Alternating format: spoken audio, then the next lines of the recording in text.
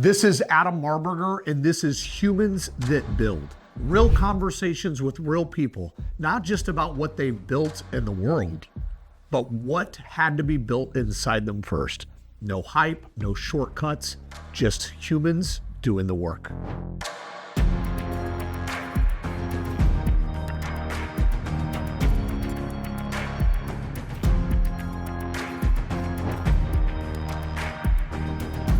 Humans That Build, real people, real work.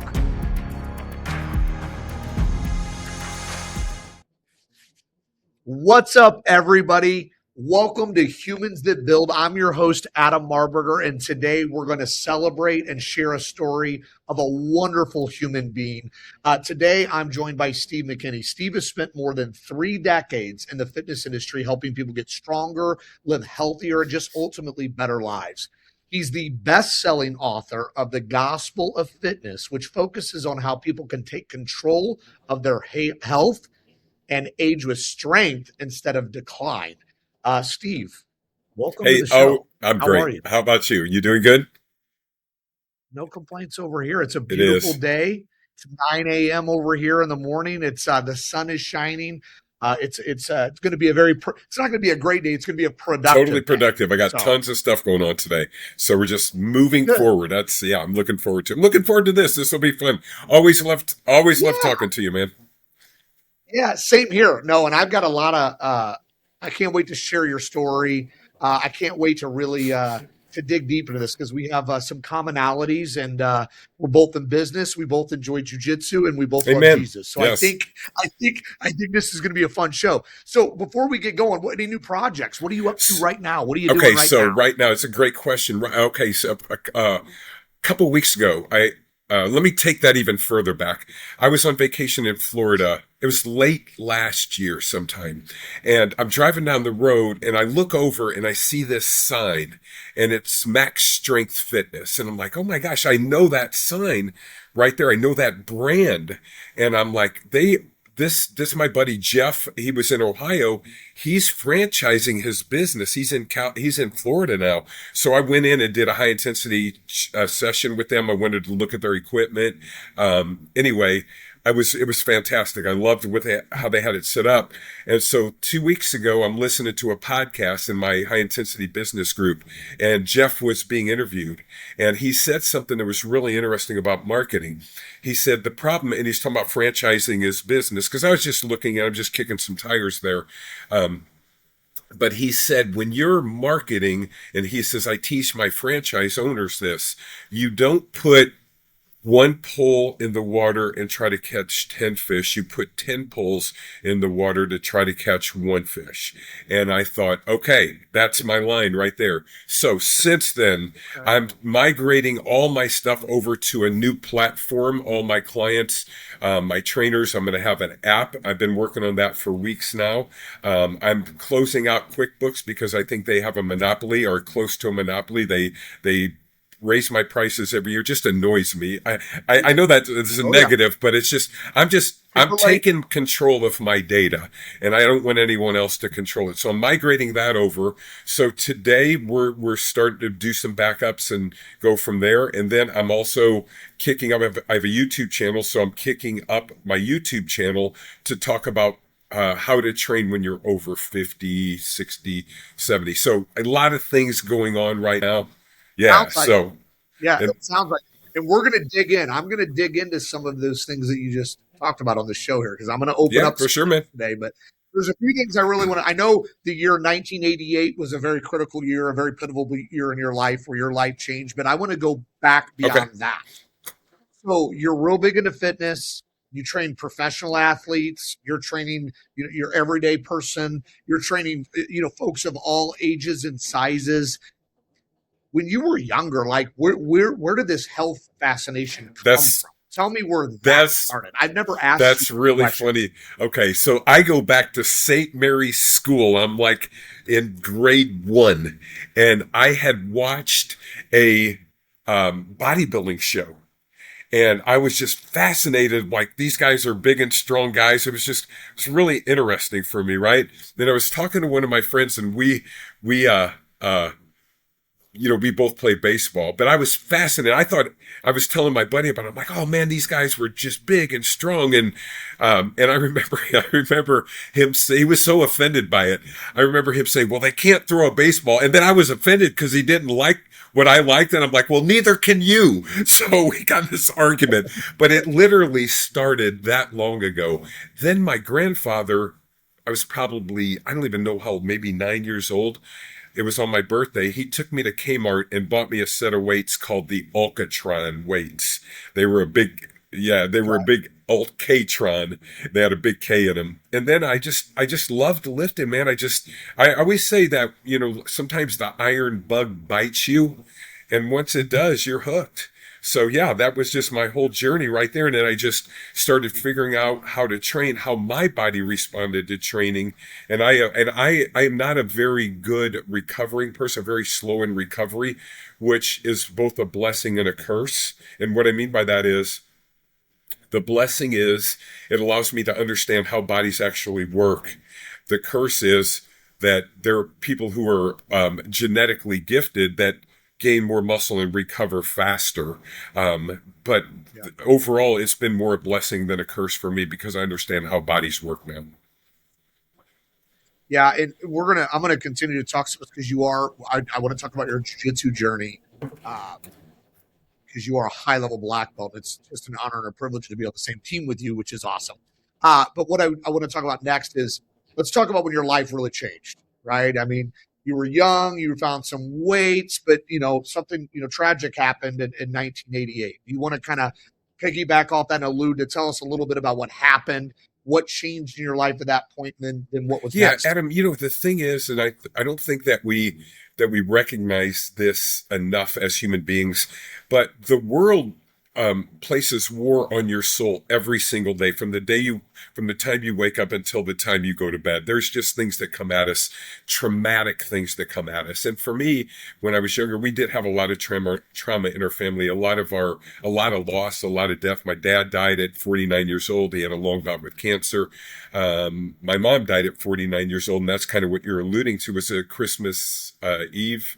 Had went to bed and she woke me up. She had been struggling with Hodgkin's disease and had been cured, but she woke me up and said she wasn't feeling well. We jumped in the car to drive her to her doctor over in St. Louis, to the emergency room. Actually, that's where she was connected. On the way over, we're driving over McKinley Bridge, and when she looked over at me, and she's kind of put her hand on me and just said, serve Jesus and tell your brother to serve Jesus. And I'm like, whoa, what in the world? And then right there, she just kind of died. And so, yeah, it was pretty crazy. And I didn't even know what that meant at the time. I'd grown up in church. And the thing about church, though, Adam, is, you can go through church your whole life and never hear the gospel. You hear a lot of church stuff, Yes. A lot of times which people think church is behavior modification, and it's simply not. It's not that at all. It's faith in Christ alone. So anyway, long story short, I tried going back to church, and none of that stuff just worked for me. I remember exactly where I was. I got on my knees, and I just, my life was kind of falling apart at this point. That grief thing is very real, and that trauma, when you're Oh yes. dealing with that on Oh yeah. in that close of a circumstance. So I got on my knees and I just said, Jesus, I've heard a lot about you, but I don't know you. If you're real, please show me. And nothing changed that moment. But I just noticed a few weeks later, my heart had changed, and it changed. That prayer was my rock bottom moment. That was the prayer that changed my life. And Adam, I think also in those situations, I think those are God initiated prayers that God puts in your heart so that he can answer them. That's the way I look at that. Amen. And so you basically you live your life right now. You're saving souls, but then you're helping save souls. You're leading people to Christ. You're a teacher, not a preacher. I like to say that to you. And then you're also saving people's lives in the form of health. So let's talk through this a little bit. So helping people take control of their health so they can live longer, healthier lives. Why? Well, Why do you I do that? just, it's What's the why there's behind just the one word is passion. Just have a passion for it. The other thing is I really sincerely do care about people's health. I look at, like, you look at the stuff that goes on in social media and the influencers in the health and fitness field. It's insane. Some of the stuff that people do. My thing on exercise is I don't exercise to be the best at exercise.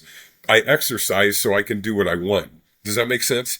You look Yeah, at that all these does. people who are exercising so they can be great at exercise. What an absolute, well, I mean, if that's what they enjoy, then feel free to do that. But over time, that just wears your body out. It's really, really crazy how that kind of stuff works. But for me, I legitimately care about people. And I do think that there is a connection. You can't separate the spiritual aspect and the physical aspect of your life. I think that they go together. And so that's why I kind of go in that direction. And man, I just love feeling good. I'm 65. I can still do stuff. I still train regularly. I get to hang out with my, young guys like you. I get to hang out with people who are in great shape, but I enjoy it. I can still, roll around, have fun with that. I have a grandson that I love taking for a walk. So I think it's just looking at life and saying, man, life has a lot of great stuff to offer. And I enjoy it. And I want people to enjoy that as well. That's a legitimate thing for me. So, Yeah, and I will say for the listeners, the viewers, some will watch, many will listen. Steve is a high level black belt, so let's make no mistake. I mean, I don't care if you're 30 or 35. If Steve wants your bike, he could probably take your bike from you. I just want to throw that out there. So, with that being said, let's talk about your approach. You have a 3W approach to your system, and this is a system at scale that you train a lot of people. So let's break down this system. Let's talk about what it is, why is it beneficial, and why should somebody yeah. consider it? So what I do is, I invented a system years ago. It's called weight training, walking, and watch your diet. 3W approach to fitness. The most important thing is weight training. Weight training is or I would say the best anti-aging pill. Because as you get older, you lose your strength and you lose your muscle. The big thing for anti-aging is to keep that strength and muscle. That's really what it comes down to. There are a lot of caveats in the middle of that because as you get older, you lose your energy as well. So you have to know how to train in the middle of that. And those are the things that I teach people. Walking is something that I think is so beneficial for you mentally and physically. I suggest 30 minutes of walking after dinner. You don't have to do it every day, but 5 out of 7 days would be ideal. And you don't have to walk for long periods of time. 30 good minutes helps. There's a reason it happens after dinner is because it helps with your digestion. It helps with your metabolism. It actually kicks up your BMR. And the third part of that is watching your diet. I was just having a conversation yesterday with someone who had hurt their back. And what I told them was, and they're older, they're over 65. And I told them, I said, let me explain what's going on. I said, what you're trying to do right now is you're trying to out exercise a bad diet, and it never works, especially as you get older. So what I mean by that is you're trying to increase your activity because you're overeating, which eventually breaks your body down because you can't recover because you lose that energy. As I said earlier, you lose that energy as you age. So what you have to do with diet, diet really what it does, it controls body fat levels. You do that by controlling caloric intake, and you have to let the diet do its work. Does all that make sense? So Oh that's yes. how I Oh approach yes. it. So I just You can't out train you a can't bad diet. You hear people say Yeah, you and can't. so I just teach people how to age gracefully and how to train properly because I think one of the biggest tragedies is having people go to a personal trainer and get hurt, and I've seen that over and over and over again. Busted shoulders and knees. I'll have people who come to me and say, "Hey, I'm real skeptical to try a trainer."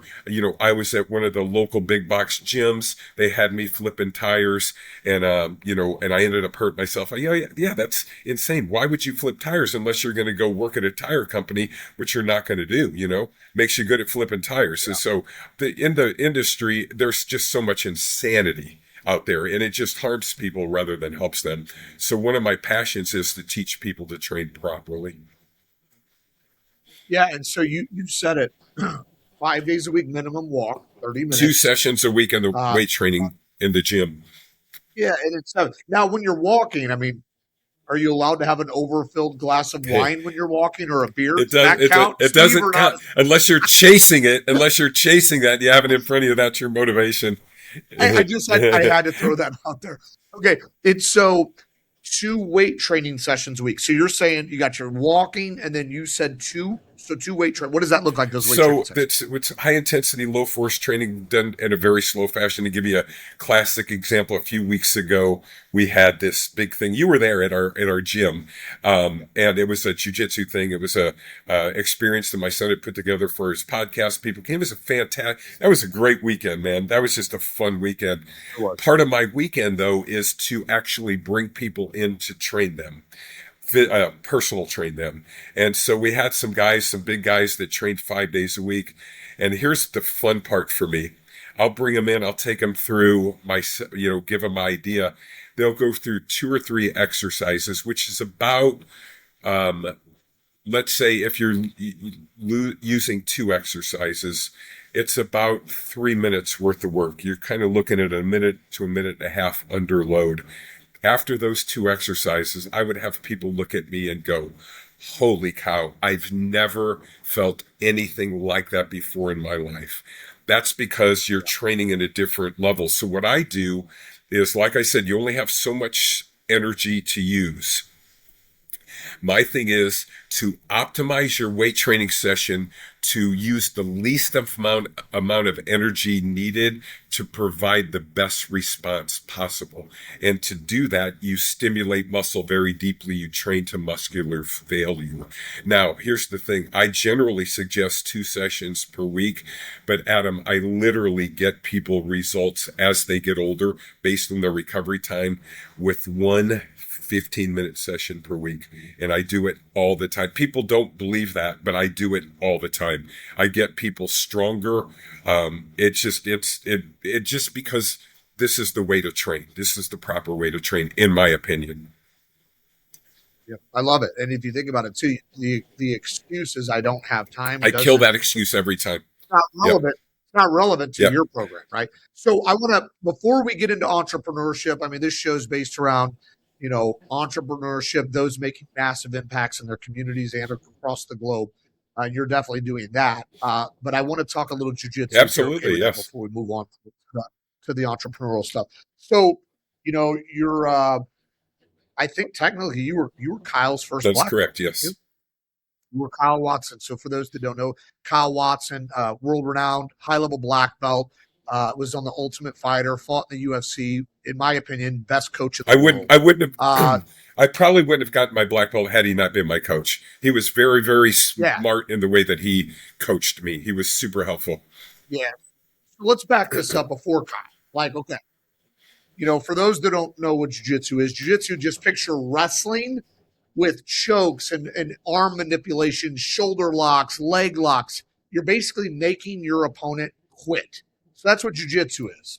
It's pretty wild. And Steve, what was that thing what happened? Where were you just sitting in your living room one day saying, I want to go do jiu-jitsu? No, Tell you me where probably that don't even started. know this story, but yeah, I had where they started, I had a really good, man, this was years ago. I had a roommate and his name was John Frankulis, super high level wrestler, incredible athlete, incredible. We would go out and punt. He could punt a football 70 yards in the air. It was crazy. He would say, hey, stand on the 20-yard line. And I'm not kidding. He did this. And he was on the 10 at the opposite end of the field and he would punt and it would come to me. It was crazy. But anyway, he said, hey, let's go over to Dave's Movies and More. And you rent these VHS tapes. And so we rent the 1993 UFC Ultimate Fighting Championship. We start watching them. And that's where it kind of started. I'm like, this is crazy stuff. So I bought the Gracie VHS tapes. We had bought the house next door. And my wife, we had a massage studio in there. And in the garage, there was free space. So I got some mats. I bought those tapes and I started teaching Josh and Kyle, my kids, jujitsu. We had kids come from the neighborhood. So that's where it all started from there. And it just kept, growing. At one time I had 25 kids in that little thing. I was teaching jujitsu to kids. And so that's how I learned it. I learned it through those VHS tapes. And then, the hit squad came into town. And so Jen took Josh over and signed him up for jujitsu. And that's kind of where I would take him in. And I asked Watson to say, hey, is this, legit for me? Would I be okay doing it? So that's kind of where it started. So yeah, so that's where it came from. Been a Been wonderful, wonderful journey. you're Yeah, a heck of a leader. You're a heck of a it was a God leader. moment too with the Watson thing too. It's just, he's a member of our church now. And so, yeah, just really cool. Yeah. It's really cool. So I mean, Kyle Watson is, he's a blessing. no question. So that's one thing we always tell people. I get asked a lot, like, is jujitsu for everyone? And I just say yes. I mean, if you have the right team and the right affiliation with the right culture, it's a family Yeah. is what it is. On the mats, it can be a lot of people from the outside looking in. They can be kind of gnarly, like, wow, that looks really tough. But you work your way into that and you build these relationships that are just I know. I love it. So, Absolutely. praise God Amen. for jiu-jitsu. Yep. I couldn't imagine my life. And you and I we could talk off the air because I don't want people to know how weak I'm getting. But as I age, I'm on the back half of 40. I mean, it's not the same. Jiu-jitsu's not the same as it was 30. I mean, it's just not. It's so true. And, and people don't understand until you get there. For me at 65, I've changed my routine pretty much. I lift a couple days a week. I teach 1 day a week and I train hard 1 day a week. I'm not training a lot like I used to. I'm just very careful because it is really hard on your body. I'm 25 years older than everybody in there. So, you do those rounds and man, it takes me a while to recover. I'm very careful and very selective on how I do things now. But, like I said, I can. And for those that don't know, I mean, yes, you are. You're going to relate to what I'm about to say. Yeah, you are 20 years older, right? And I'm about 10 years older than most of the people on my team. But because I have that little black strap around my waist, I have a target on my back. They come after me, man. Everybody wants to take the title for me. It's like, and I'm just trying to go 50%. And it never works like that. Yeah. Yeah. I totally agree. Okay, let's get into some fun stuff. All right, the second half here, let's get into entrepreneurial genius. I've got I'm going to kind of put you on the spot like I do all my guests a little bit. It won't be too rough, but let's talk about your path on your entrepreneurial path. Like, when did you know you wanted to be in business for yourself? Did you ever work for somebody else and that just quite didn't work out? Tell me a little bit about the beginning stages of your walk on being a business I would say owner. yes and yes. I'll tell you when I knew when I wanted to be a business owner, when I worked for someone else. And I'm like, oh, I can't do this. I couldn't do the 8 to 4. I couldn't do the 9 to 5. I just couldn't. I hated it. The traffic, the people. I'm an introvert, just too many people for me. I can't do it. And so what I would do in those situations, I would try to get off hours, work afternoons, work midnights. I would just try to, because I couldn't stand the regular things that you did. Yeah. And so what I did was I'm like, hey, I want this gym. I'm going to start this gym. So I started my gym. We took my garage, converted it to a gym. I had monthly members. And so I had 20, 30, 50 people coming in a month. The neighborhood was mad at me, but I had a business going. We were rocking. It was late night. We're lifting heavy weights and, all that kind of stuff. Well, then I realized, hey, I can't do this forever. This is becoming a nuisance to the neighborhood. But what would happen, Adam, is everyone in there would ask me, hey, write me up a routine, write me up a diet. And so I'm like, man, I need to figure out this needs to be more personal training. And back then, personal training wasn't a thing. So out of the back of a Muscle and Fitness magazine, there was a $5 section where I could buy how to be a personal trainer. Sent a $5 check and got a book on how to be a trainer. That's where it all started. So I started shifting the monthly memberships to one-on-one training. And I'm like, this works like a charm. Well, then I started looking at it and I started trying to figure out how can I make this more efficient? Will people stay with me? But it started coming together. I reduced my sessions. I do 15-minute sessions now. And I know that sounds crazy, but if you go to the gym, You look at someone do a 45-minute session. What you'll see at them is you'll see them do a set of weights. They'll be under the load for like 20 seconds, then they'll rest, and they'll go back and be under for like 20 seconds, do it again and again, 3 or 4 sets of that. Well, if you look at the actual time that a person's working out in an hour session, it could be anywhere from 9 to 12 minutes.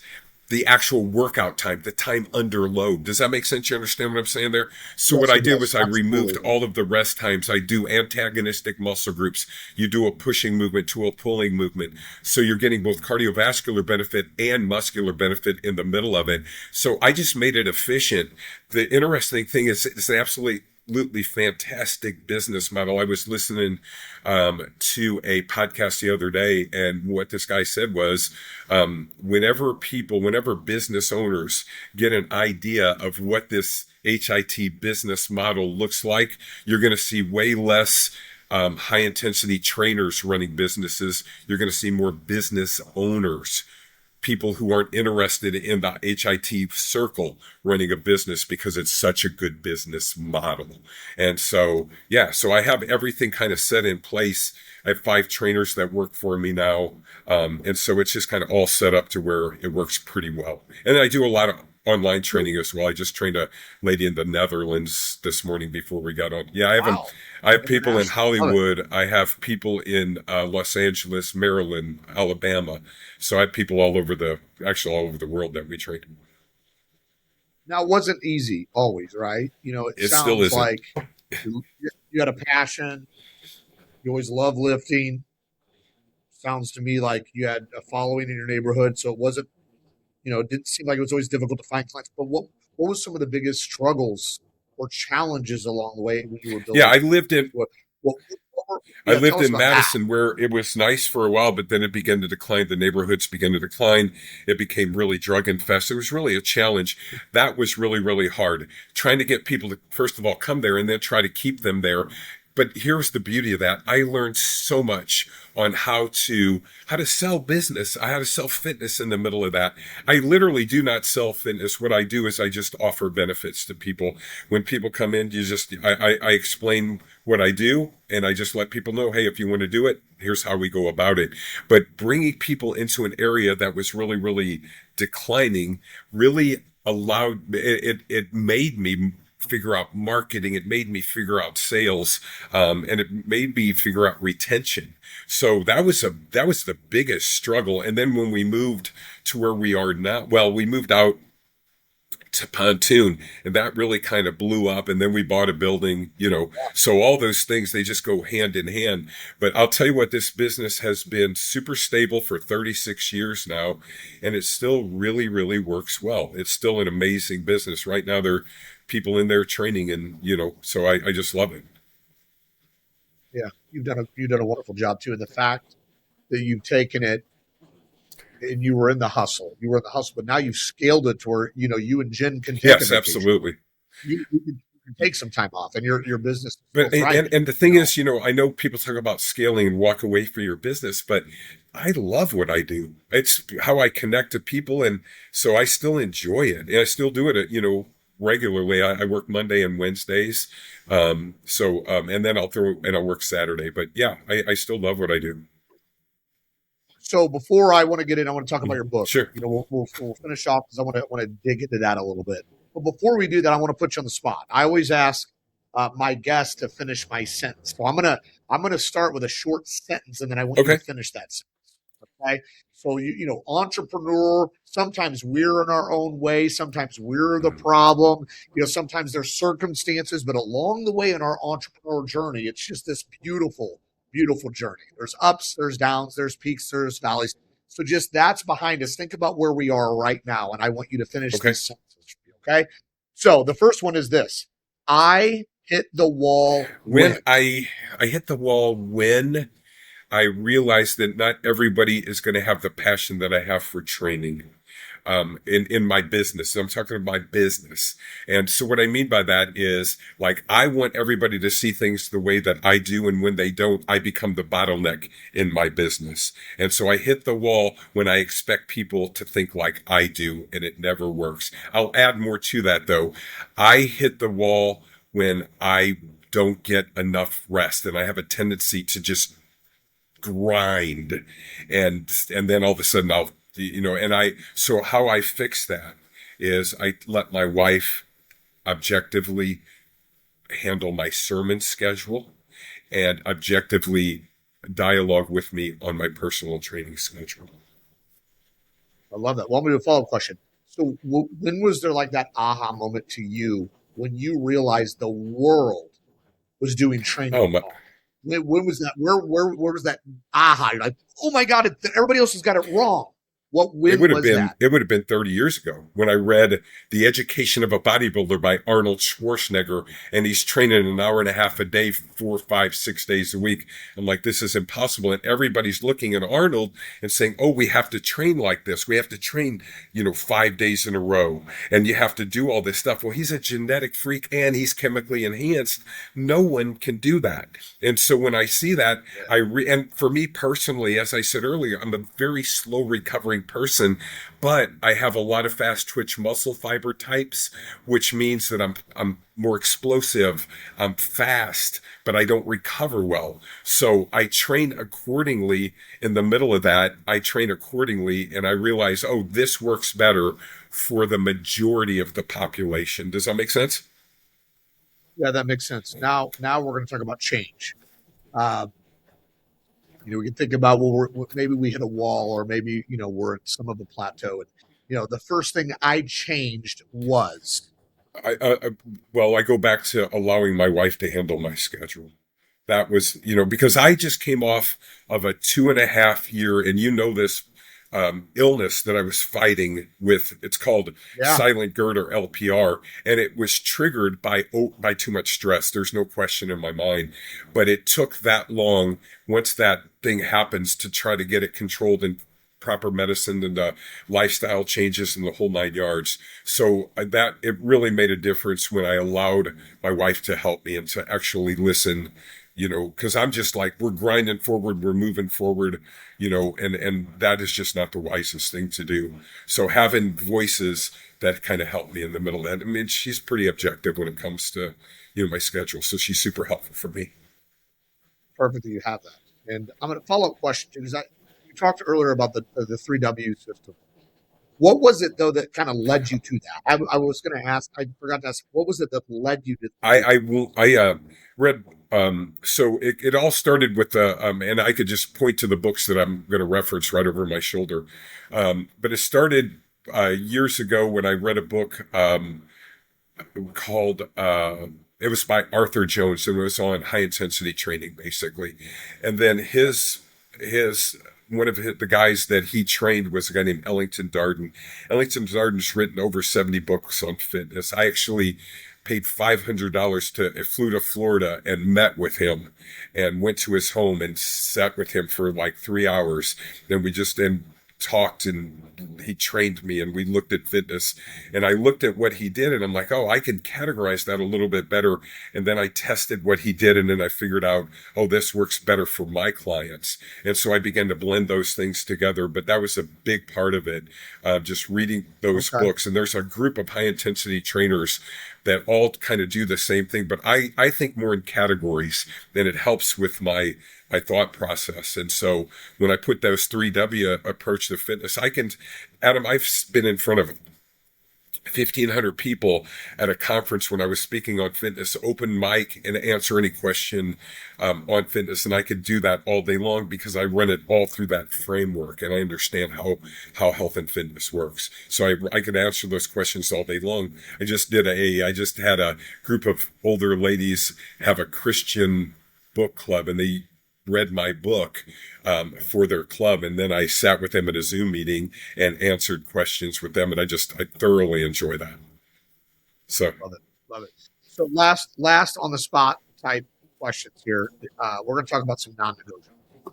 So this first sentence I want you to complete is, now I don't. Oh, now I don't overwork, or let me just put it this way: now I don't go off on my own. I listen more to the people who are objective around me. So I have a tendency to go 100. You understand this because you're yeah. Uh-huh. I have a tendency to go all in. I have a tendency right now. Another thing I'm doing in my business right now, I'm working with a marketing group in the UK. I just had a meeting with them last week. They're big into Google. And so, they're going to get back with me. So that's another pull that I'm putting in the water as I just hired another Beautiful. trainer to fill in new hours. So yeah.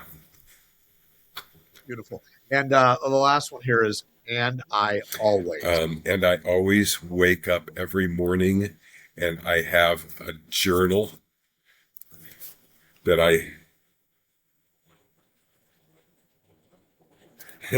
that but I in love this that. journal, I always wake up and I journal my thoughts, and you understand this, and I've been doing this for years, but I start my day with Bible reading, listening to, reading some good stuff, and then being thankful.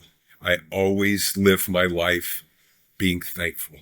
Every day that I go every time I drive into our church, I take a big loop around the parking lot and I just thank the Lord. Every morning that I walk into the gym, I will say, "Hey, Alexa, play It's a Great Day to Be Alive." That's my first song in the morning.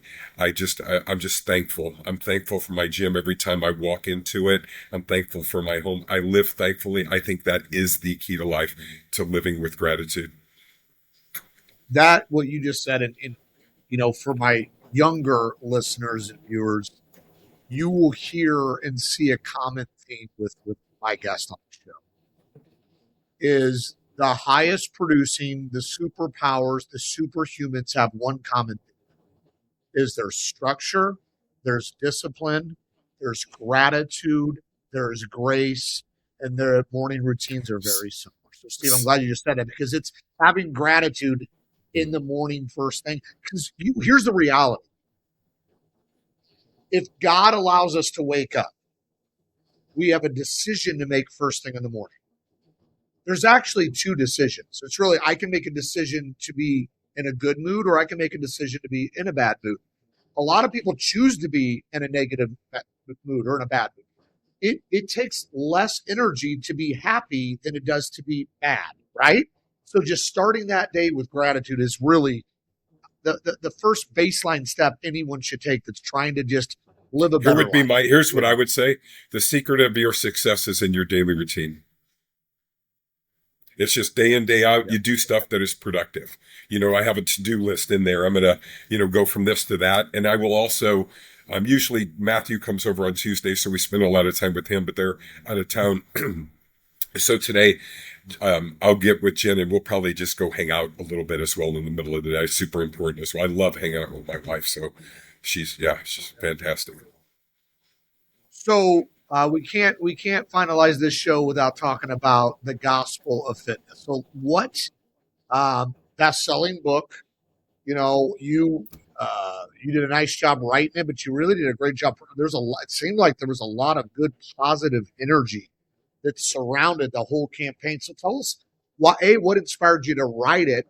What's changed in your life since you've written it? I'd just like to Okay, hear let from me you. just give you credit though, because one day I said, Adam, I hate marketing. I'm an introvert. It just sucks. And you go, hey, you got to switch. You got to change your mindset. You have a product out there that people need to hear. You're giving, in Adam's energy level, you're giving your information. I'm like, okay, I'm going to do it. I took that advice and I did it. So I just said, I don't care. I'm just going to do it. And man, that thing blew up. Okay. So what inspired me to write it? I still like right now. After I met with that group the other day, they said, hey, do you have a second book that you're going to write? I go, yeah, I actually do. It's going to be 101 questions on how to train. And I'm collecting those questions now. So I'm always looking forward in those particular situations. But here's how that one came about. I have a friend, I trained him years ago. I went to a pastor's conference. We were in Florida.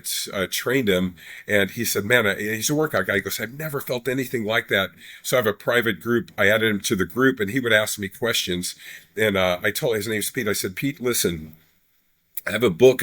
I've written 90% of it. I go that I can just send over the manuscript that I have and you can just read through it. It'll answer all your questions. He goes, well, that's interesting. He says, I have a publishing company. So that was a total God moment there. So that's how that came about. They were fantastic. We did a book tour in Florida. I actually have I got something coming up here in July. I'm going to do another book tour. I'm going to go to San Francisco, and I have I'm going to speak at second or third oldest Rotary Club in the country. And then there's an HIT studio. I'm going to do a seminar for their trainers out there. I think that's in June or July. So I'm still working it, just have a lot of other things going on. I still have it out there, but the inspiration came from there. And then what I did, Adam, as I looked at it, he said, man, I'd love to work with you on it. But as I looked at it and I thought, oh man, this is actually going to be a book. And I'm thinking to myself, okay, I really don't know how to write a book, but I do know how to preach a sermon. So what I did was I wrote that book in a form of a sermon. And you've been to my sermons and you know how I kind of think. And I put I put those things together. And as I was writing it, I put spaces between a lot of my sentences or thoughts. And the editor said, hey, the way you have it structured is that every sentence is super important.